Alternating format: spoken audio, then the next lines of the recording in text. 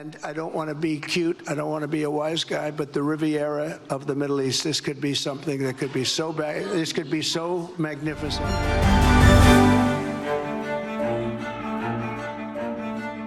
Hi, I'm Maddie Hale and welcome to the Trump Report.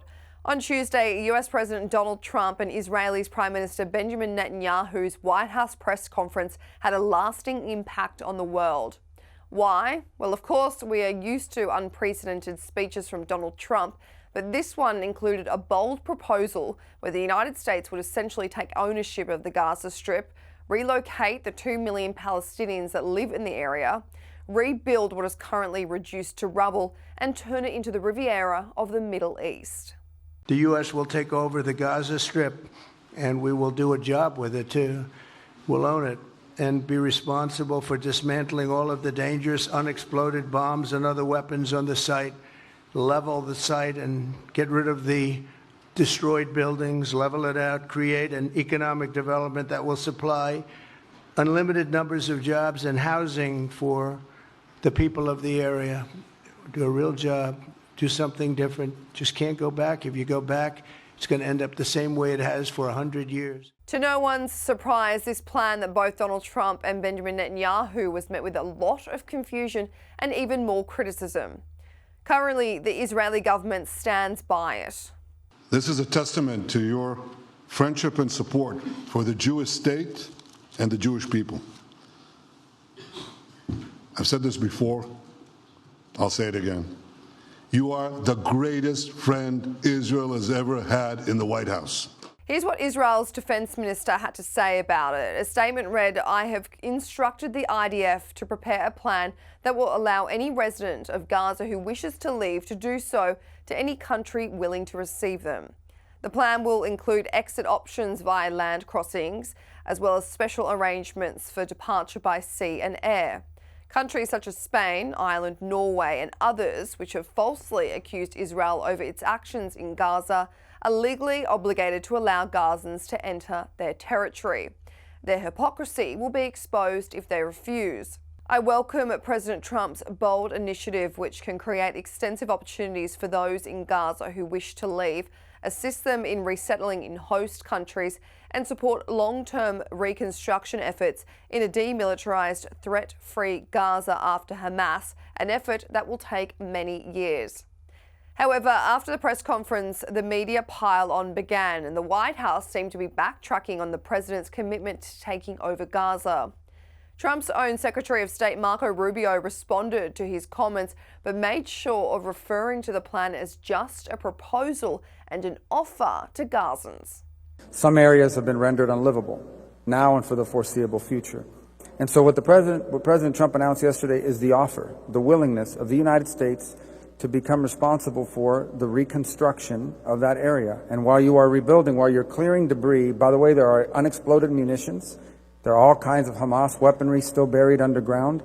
For people to be able to live in a place safely, all of that has to be removed. It's an enormous undertaking.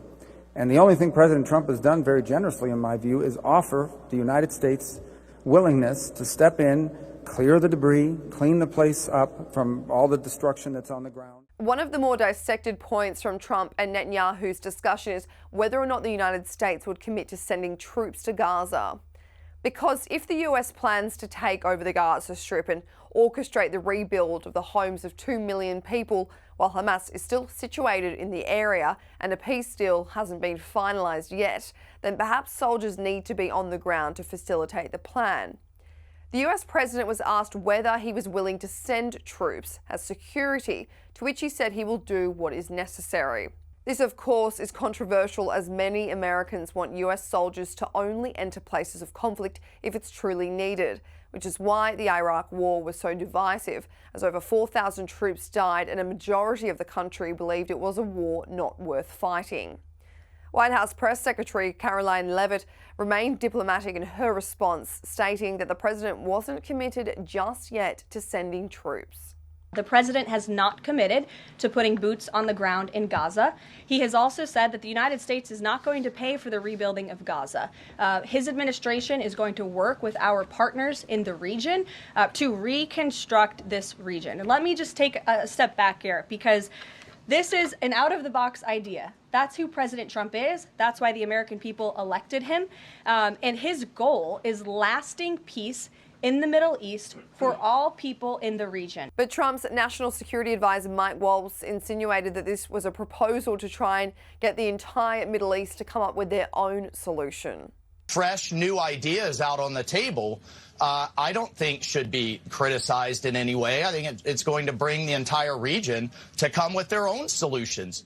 Republican Senator from Kentucky, Rand Paul, went against his boss's idea if troops would be involved. He said, "I think it's a really dumb idea to talk about having US troops in Gaza. It's the last place on earth I'd send US troops and I won't support it." Rand Paul wasn't the only member of Trump's own Republican Party who cast doubt on this idea to take over the Gaza Strip. Senator Lindsey Graham said, "We'll see what our Arab friends say about that. I think most South Carolinians would probably not be excited about sending Americans to take over Gaza. I think that might be problematic, but I'll keep an open mind." While adding that sending troops would be a tough place to be stationed as an American. Missouri Senator Josh Hawley said, "I don't know that I think it's the best use of United States resources to spend a bunch of money in Gaza.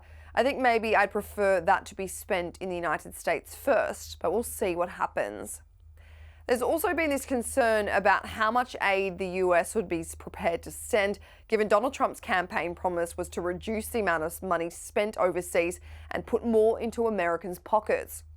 Wyoming Senator Cynthia Lummis said, "I really am an America First person. I really want to take care of America first." But in a turn of events, Democratic Senator John Fetterman backed the idea that troops should be sent to Gaza. He said, "It's a provocative part of the conversation, but it's part of the conversation, and that's where we are. The Palestinians have refused, or they've been unwilling to deliver a government that provided security and economic developments for themselves.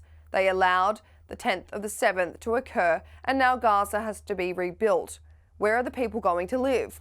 Where are they going to go?" So it's part of the conversation with where they're at right now. I don't know what the role is, but they're obviously a part of it, and I fully support it. But of course, the proposal came with blatant backlash from Democrats, including Rashida Tlaib, who is the first Palestinian American to serve in Congress. She said the president is openly calling for ethnic cleansing while sitting next to a genocidal war criminal. He's perfectly fine cutting off working Americans from federal funds while the funding to the Israeli government continues flowing.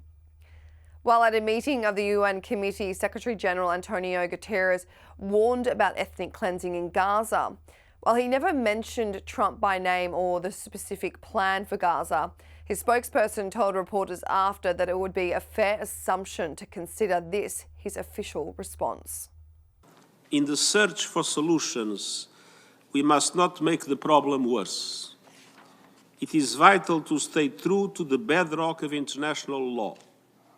It is essential to avoid any form of ethnic cleansing. Third, we must reaffirm the two-state solution. Further fallout for Trump came when Saudi Arabia officially rejected the proposal. Trump had said in the conference that Saudi Arabia is going to be very helpful, and they have been very helpful. They want peace in the Middle East. But it's a no from Saudi Arabia, who disagree. The official statement reads, "The Kingdom of Saudi Arabia also reaffirms its unequivocal rejection of any infringement on the legitimate rights of the Palestinian people, whether through Israeli settlement policies, land annexation, or attempts to displace the Palestinian people from their land," further saying that its unwavering position was non-negotiable and not subject to compromise. Jordan's King Abdullah also rejected the plan after Trump said that Jordan and Egypt would help relocate Gazans into their own country. The Jordanian royal court wrote on X, "His Majesty Abdullah stresses the need to put a stop to Israeli settlement expansion, expressing rejection of any attempts to annex land and displace the Palestinians." The media storm after the press conference went wild. CNN's Fareed Zakaria responded to Trump's plan, calling it an Israeli right-wing fantasy. And it's really important to remember that no matter how powerful you are, if you are in a foreign territory against a local insurgency and you do not have the support of the population, That is a very hard military operation to succeed at. That's what we discovered in Iraq, in Afghanistan, in Vietnam. While CNN's Scott Jennings gave an alternative opinion, asking, well, how else is it being managed right now? He's always thought positively and aspirationally about the Middle East. And I would just ask all of you all who are enraged about this, how's it going right now? How's the current management doing?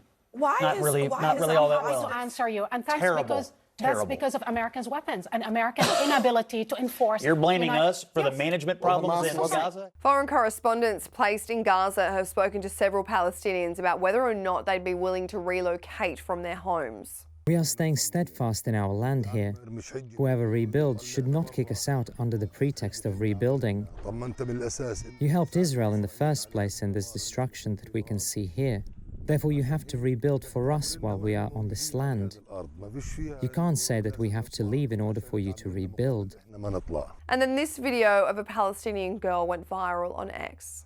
مرحبا عزيزة ترامب رئيس الولايات المتحدة الأمريكية معك الطفلة ماريا حنون من غزة بدي أسألك سؤال وبتمنى يوصلك وتجاوبني أنا كطفلة ناجية من حرب غزة لو طلبت منك تخرج من بيتك ومن أرضك وتعيش بمصر أو الصين هل توافق؟